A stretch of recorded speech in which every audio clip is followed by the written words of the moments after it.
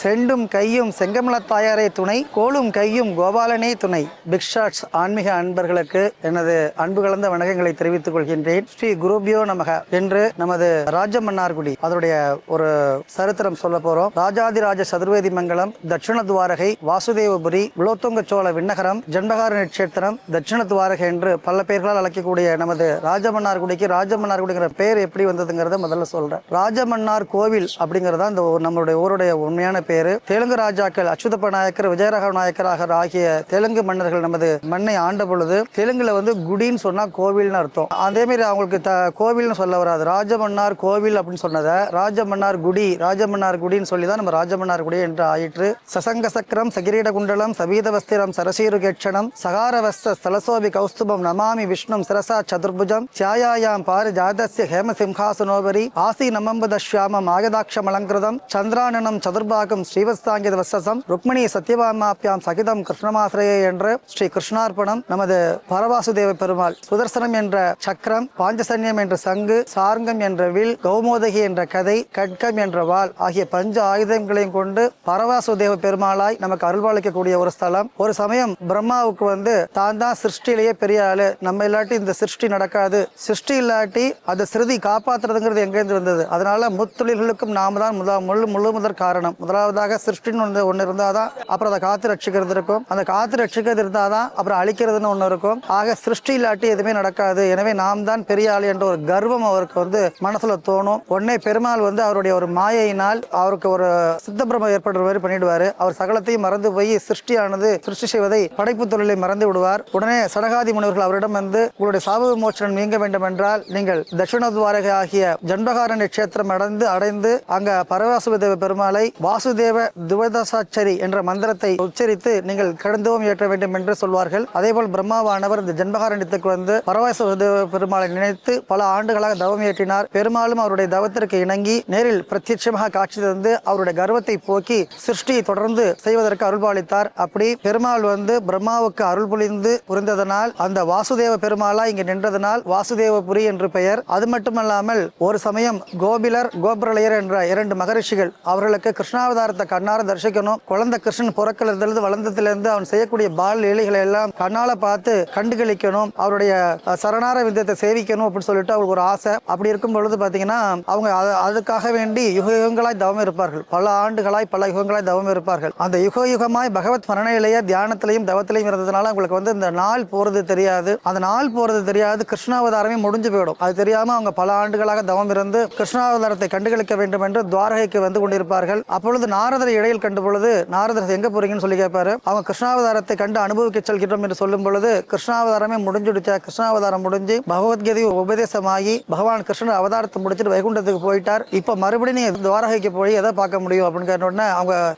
கோபுரலையருக்கு ரொம்ப மனசு வருத்தம் ஆயிடும். அவங்க 2 பேரும் அழுது புலம்பி வருந்தி என்ன செய்வது என்று தெரியாமல் திகைத்து நிற்க, அப்பொழுது நாரதர் ஒரு உபதேசம் சொல்வார். நீங்க வந்ததுதான் வந்துட்டீங்க, நந்தகோகுலம் துவாரகை எல்லாம் தரிசனம் பண்ணிட்டு மறுபடியும் ஹரித்ரா நதி கரையில் நீங்கள் ஆசிரமம் அமைத்து கிருஷ்ணர் நோக்கி தவம் ஏற்றுங்கள். அந்த கிருஷ்ணர் நோக்கி தவம் ஏற்பட்டால் கிருஷ்ண சாட்சாத்காரம் உங்களுக்கு ஏற்படும், கிருஷ்ண தரிசனம் உங்களுக்கு கிடைக்கும், அந்த பாலலீலைகளை எல்லாம் நீங்கள் கண்டு அனுபவிக்கலாம் என்று ஒரு வரம் கொடுப்பார். அப்படி இருக்கும் பொழுது அதே போல அந்த கோபுரலையர் மகரிஷிகள் ஹரித்ரா நதி கரையில் பல ஆண்டுகளாக தவம் புரிந்ததும் கிருஷ்ணர் அவர்களுக்கு முன் பிரத்யட்சமாகி உங்களுக்கு என்ன வேண்டும் என்று கேட்பார். அப்பொழுது அவர்கள் தசாவதாரம் அனைத்தையும் துஷ்ட சிருஷ்ட பரிபாலனம் செய்து லோகத்தை ரட்சிப்பதற்காக, லோகக்ஷேமத்திற்காக பெருமாள் எடுத்த 10 அவதாரங்களையும் ஒரு ஸ்லோகமாக சொல்லி அவரை வழிபட்டு நீங்கள் கிருஷ்ணாவதாரத்தில் காட்டிய அனைத்து லீலைகளையும் மறுபடியும் காட்ட வேண்டும் என்று கேட்பார்கள். சரி, உங்களுக்காக கிருஷ்ணாவதாரத்தில் காட்டிய 32 லீலைகள், முக்கியமான 32 லீலைகளை இங்கு உங்களுக்கு காண்பிக்கிறேன் என்று கூறி முக்கியமான 32 லீலைகளையும் காண்பித்த ஸ்தலம் இந்த மன்னார்குடி. அதுல ஜன்பக மரத்தடியில ராஜகோபாலனாய் ஒரு கையில சாட்டையும் பசுமாடு கன்றுகளோட காட்சி கொடுத்ததுனால இந்த இடம் ஜன்பகார நட்சத்திரம், தட்சிண துவாரகையில உள்ளபடி துவாரகையே இங்க இறங்கி வந்துச்சா. அவர்கள் காட்சி கொடுக்கணும், அந்த துவாரகை காட்சியை காமிக்கணும், துவாரகையில கிருஷ்ணன் எப்படி ஆட்சி பண்ணாரோ அந்த காட்சியை காண்பிக்கிறதுக்காக துவாரகை இறங்கி வந்துச்சா. அதனால தட்சிண துவாரகை வாசுதேவனே இருந்து ஆட்சி படுத்ததால் வாசுதேவபுரி என்று பல பெயர்கள் பெற்று விளங்கிற்று. அதே போன்று குலோத்துங்க சோழ விண்ணகரம் ஒரு பேர் உண்டு. குலோத்துங்க சோழரால் ஆலய பணிகள் நிர்மாணம் செய்யப்பட்டதால் குலோத்துங்க சோழ விண்ணகரம் என்ற பெயர் உண்டு. ராஜாதிராஜ சதுர்வேதி மங்கலம் 4 வேதம் ரிக் யஜுர் சாமம் அதர்வணம் ஆகிய 4 வேதங்களையும் படித்த பிராமணர்களுக்கு தானமாக கொடுக்கப்பட்ட ஊர். அதனால் ராஜாதிராஜ சதுர்வேதி மங்கலம். ஜன்பகாரண்யம் ஜன்பக மரம் ஒரு காலத்துல ஜன்பக மரங்களா அடர்ந்து இருந்துச்சா இந்த காட்டுல. இந்த ஊர்ல முழுக்க ஜன்பக ஜன்பக காடா இருந்துச்சாம். அந்த மாதிரி ஜன்பக காடாக இருந்ததால் ஜன்பக நட்சத்திரம் என்று பல விதமான பெயர்களை பெற்றுக்கூடிய பெருமை பெற்றது நமது ஊர். அதே போல பாத்தீங்கன்னா சொன்னா ஒரு சமயம் பிருகுமுனிவர் மகாலட்சுமி நோக்கி தவம் இருப்பார். மகாலட்சுமி நோக்கி தவம் இருந்தவர் மகாலட்சுமி அவர்களுக்கு முன் பிரத்யட்சமாகி உங்களுக்கு என்ன வர வேண்டும் என்று கேட்க, நீங்கள் எனது குழந்தையா அவதரிக்கணும், அவதரித்து கொஞ்சும்படி குழந்தையா அவதரித்து உங்க வளர்த்து பின்பு பெருமாளுக்கு என்று உங்களை அர்ப்பணிக்கணும், கல்யாணம் பண்ணி தரணும், அதுதான் என்னோட ஆசைன்னு சொல்லி கேட்பாரு.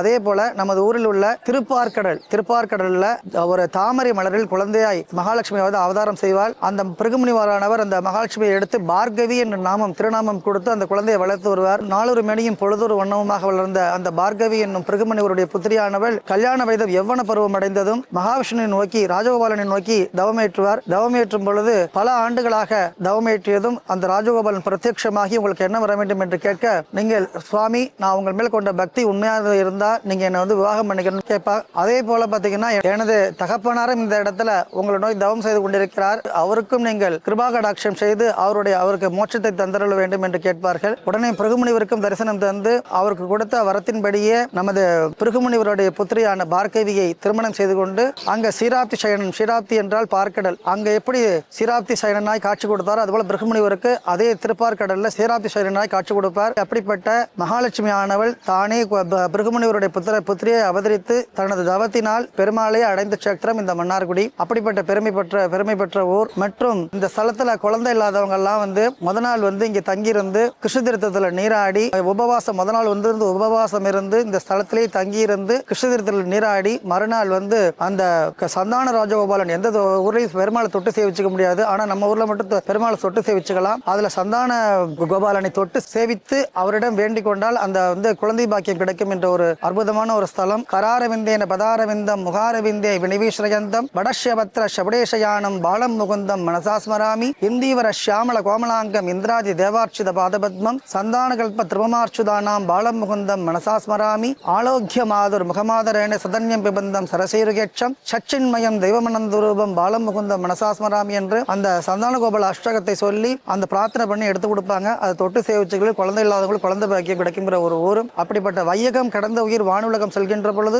மதில் சூழ்ந்த மண்ணை மாநகரின் விண்ணுயர் கோபுரத்தின் அழகுதனை கண்டு மீண்டும் ஒரு பிறவி கேட்குமாம். அப்படி மதில் சூழ்ந்த பேரழகு மிக்க மன்னார்குடி என்று பல பெருமைகளை கொண்ட இவ்வூர். அப்படிப்பட்ட பெருமை மிக்க நமது மன்னார்குடியில் வர 28ஆம் தேதி அஷ்டபந்தன மகா கும்பாபிஷேகம் செய்ய இருக்கிறார்கள். பக்த கோடி பெருமக்கள் அனைவரும் வருகை தந்து உங்க கும்பாபிஷேகத்தை தரிசித்து பெருமாளுடைய அருளுக்கு பாத்திரமாகும்படி உங்கள் அனைவரையும் அன்புடன் வருக என வரவேற்கிறோம். நன்றி, வணக்கம்.